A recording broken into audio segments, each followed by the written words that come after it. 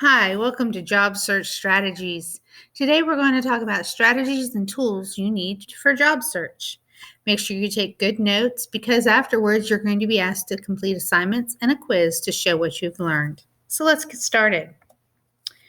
There's 3 questions that are very important to ask yourself because understanding you have fears and acknowledging them take away some of the unknown anxiety.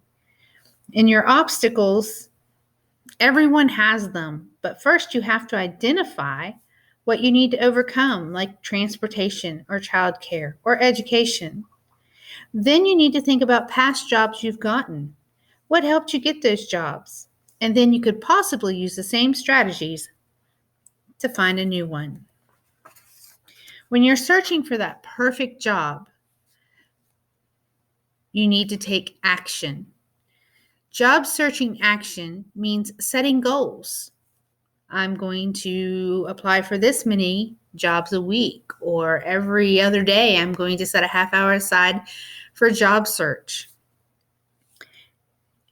It means change. Finding a new job is about making changes and handling transitions, which we can manage very well when we're prepared. Change is a part of life, and changing jobs is a part of the world in many ways. Change is needed if we're unhappy with where we're at. When old practices or old processes no longer work, or when a job no longer exists, it can be like pulling a new sweater over your head. For a moment, you can't see, but you know you are warm. Sticking with it. Sometimes job search can be so frustrating and defeating, but you have to understand that sticking with it means even when it's hard, even when you feel like it makes no sense to try again, you put in another application. You look for more. It is crucial to stick with your job search, especially after you have set your goal. Of course, you can allow wiggle room now and then, but deviating too far from your goals too often will only add to your worry and stress. To borrow an old cliche, if at first you don't succeed, try again. Hopefully, in time, with a little perseverance, you will join those people basking in the glory of getting their job offer. All your work will pay off, and then you know what you're going to be thinking? Oh yeah, this was so worth it. Step 1 is self-assessment. You have to know yourself. You have to clarify your values, your interests, your skills, what preferences you want for a job, day or night. Is there any travel limitations? Any physical demands? Any things that you wouldn't be able to do? Your family situation. Do you need a job that's close to home or certain hours? And what do you want to do? Considering your skills, interests, and values, what what job families, work settings, and job titles interest you, where you want to work, and who employs people that do what you want to do. These are all part of the first step, self-assessment. Step 2 is knowing the job market. There's a visible job market and there's a hidden job market. 80% of the job market is hidden. This is jobs that you find through networking or knowing someone.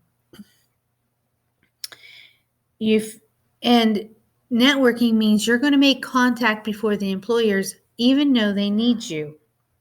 Networking does not eliminate the need to use other job search methods, but it will produce helpful referrals. The visible job market are the help wanted signs, the help wanted ads, going to your workforce office and looking at the jobs they have available. Those are the visible job markets. Networking still works with them also, but the hard hitting the pavement with your feet for the visible job market. In step 3, research and identify potential employers. There's 5 ways to do that. You can do informational interviews where you contact the organization or an individual in that industry and you set up a time to talk to them about what interests you, what that industry looks like, if there's any openings. Career fairs. Attend those career fairs that they have in your community and make contacts with organizations that you're interested in. Find out more about what they're looking for in an employee. Associations and memberships. If you're joining a professional association and attending meetings, it's an opportunity to network. And being a member also looks really good on your resume. Social media. You can use your social media as a way to make job contacts. 80% of employers use some form of social media to screen or recruit candidates. Volunteering. The goal of volunteering could simply be to learn more about an industry or get related experience, but you can put that on your resume. Step 4, you need to create a job search toolkit. Your job search toolkit must be a reflection of you and should be strategically created to target employers that you're interested in. The job search toolkit must include a resume and cover letter. They must convince an employer that you deserve the interview, and you need to customize that resume and cover letter for each job you apply for. Focus on the most relevant skills and experience to the employer for that opportunity. Remember, an employer will look at your application for no more than 15 to 30 seconds to decide if they should invite you for an interview. You can use business cards or social media in your job search toolkit also. LinkedIn is used for building a professional online network of contacts. Companies can follow people, you can follow people, and users can ask their contacts to recommend them and gain credibility. Facebook, blogs, and Twitter, they help you in learning more about an organization and keep you up to date on any current developments. They provide platforms, and you can send tweets to all your contacts for referral or job opportunities. You must be careful what you do on your social media because the social media does create an online presence. You want to develop a network of contacts that can help you in your job search. You have to be consistent. Make sure that your information match on your social media, LinkedIn, and portfolio, and it should be all up to date. Google yourself. Check out what results come up online when you perform a Google search with your name, because employers will do Google searches, and what comes up first may be something that would keep you from getting a job. You must be careful what you say or type. If you send a tweet or change your Facebook status, post on a wall, comment on a blog, create a video, that information is out there and it's loose on the internet. Remember your privacy settings. You can control those privacy settings to some degree, but no matter what, you cannot lock down your information completely. Spend time job searching at home. Don't use your place of employment for job searching.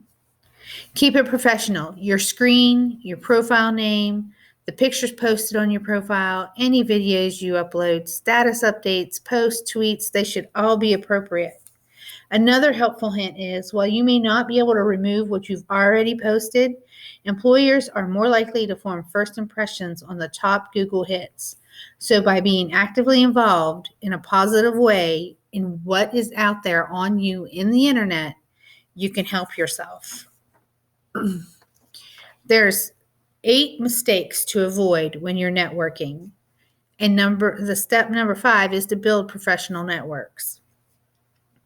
This list is very important to follow.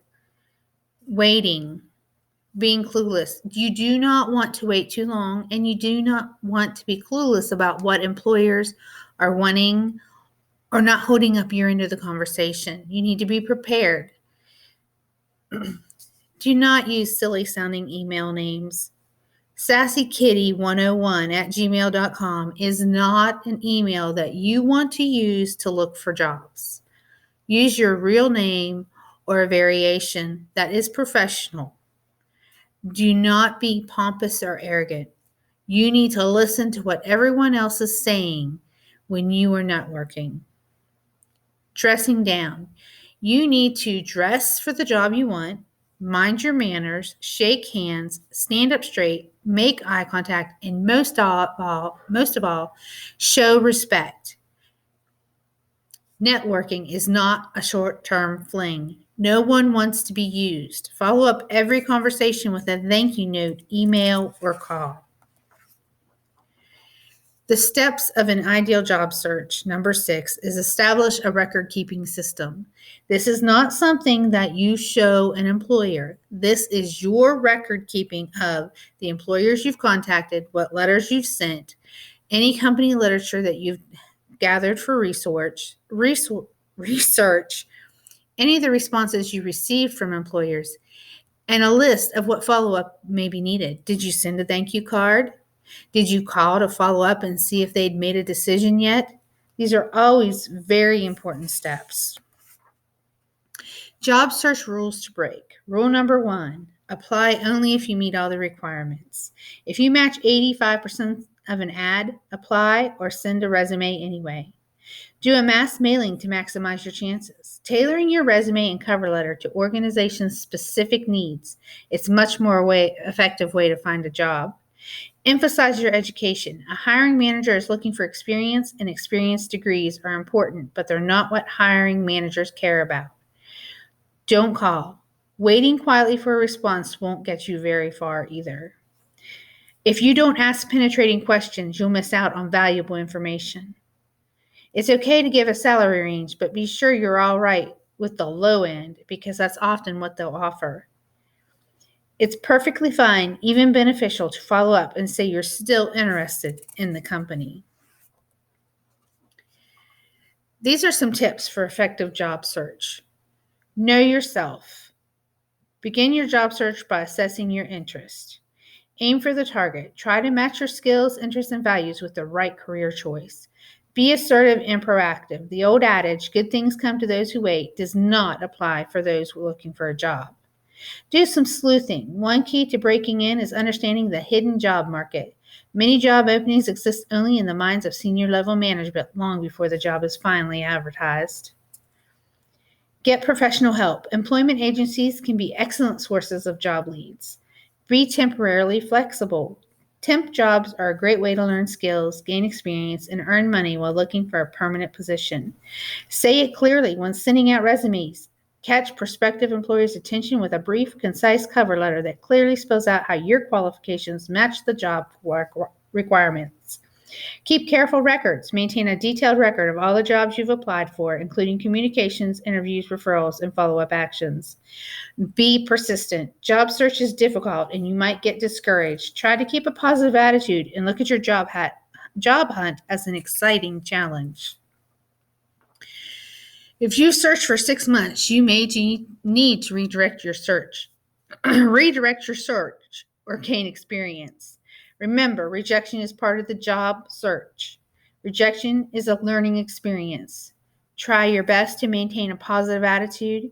Keep in mind the hiring cycle of the employer and the wait times that are typically associated.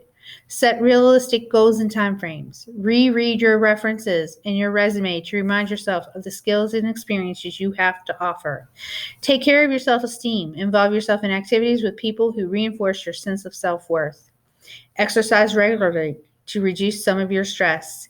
Gain control by creating job search strategies.